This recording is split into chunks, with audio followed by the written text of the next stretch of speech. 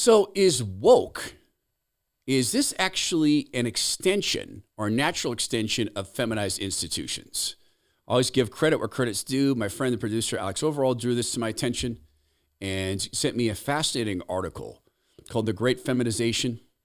And in this article, a woman describes the idea that woke is actually an extension of the feminization of institutions. Her name is Helen Andrews. She's the author of Boomers, The Men and Women Who Promised Freedom and Delivered Disaster. And she makes some generalizations in this, and I shared this with my wife, and she said, oh, this doesn't describe me. I said, no, it doesn't describe you at all. You're not this way at all. You're not this feminist way of arguing or thinking. That's not who you are. And you know probably plenty of women who aren't as well. But there is a through line here. And it makes a certain bit of sense when you examine the thought processes, if you want to call that, of, say, groups like Trans Tifa. So this is a so-called Trans Tifa who showed up at the house of a woman. And this is in Modesto, California, or Santa Rosa. And she was simply saying that men should not compete against women in sports. That's all she said. And this is with the Santa Rosa Junior College. She's concerned about this. So-called Trans Tifa shows up at her house.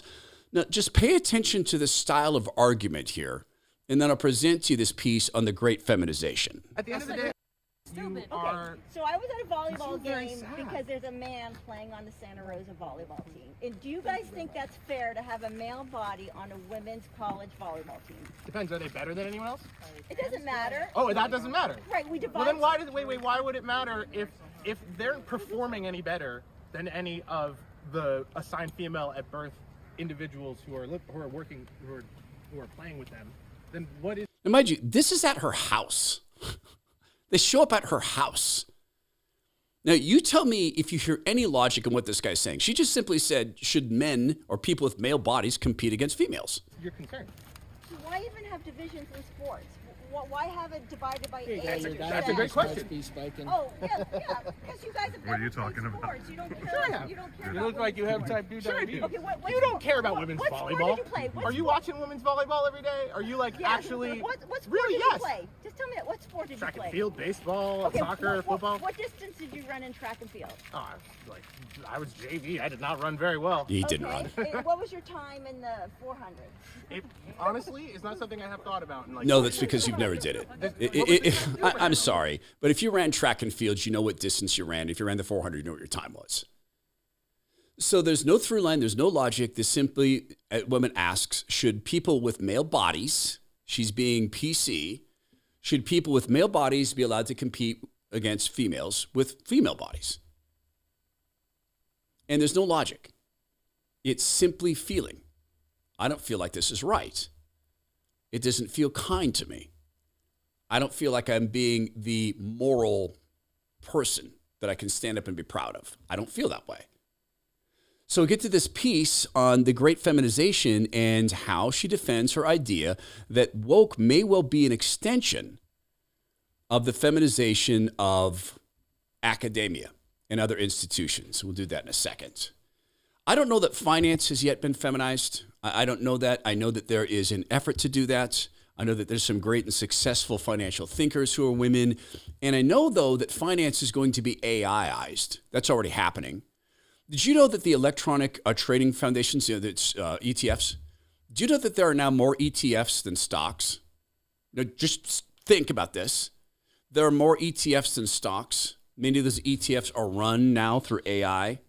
AI is making investment decisions at the same time as AI is making hiring and firing decisions. No, AI is being employed to do this. There are now AIs that will go through a company's staff and look for ways to cut. AIs.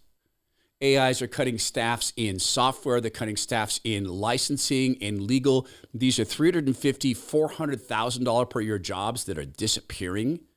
This is going to have an effect. It already is on our economy. When AI starts to make decisions about loans, there's been AIs that they want to use in juries. Instead of a jury, an AI. Instead of a judge, an AI. So my friend Zach Abraham, Chief Investment Officer, Bulwark Capital Management, is doing a very, very special free live webinar. Is AI a bubble? He's going to do a review preview of 2025 and 2026, how AI is going to affect the market. And he's really going to take a critical look at Bulwark's value investing. Like, what does that mean to invest in value at a time of a potential AI bubble? How are they doing it?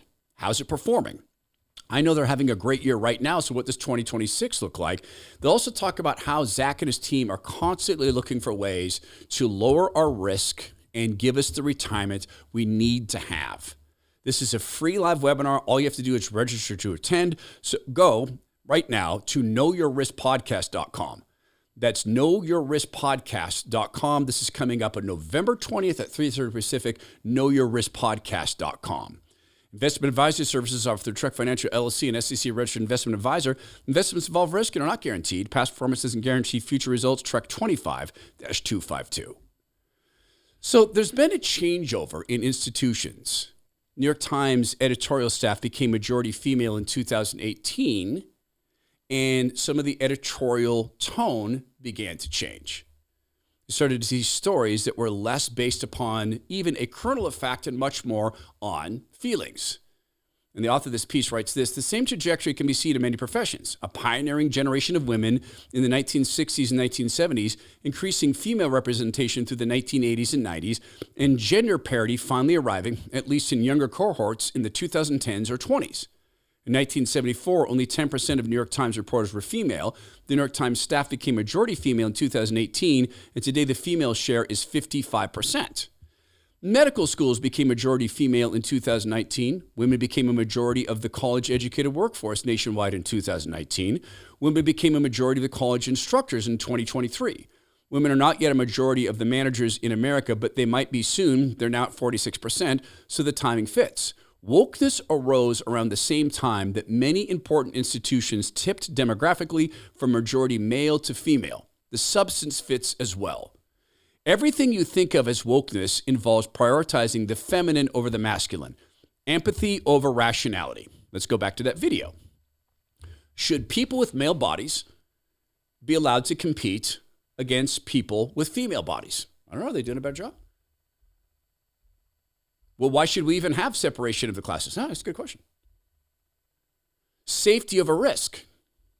We are a society that is maniacally risk adverse. We had, for the first time, we were blessed to have a bunch of kids come by on Halloween because we kind of live up on a mountain. And we were in bed like pretty late and knocked at the door, and I went out and the kids were walking away from the house. Hey, we're here. Here's candy. And then I realized there's 4 cars out there. Some adults drove their kids around in cars, apparently looking for houses with Christmas lights, and risk adverse. Cohesion over competition.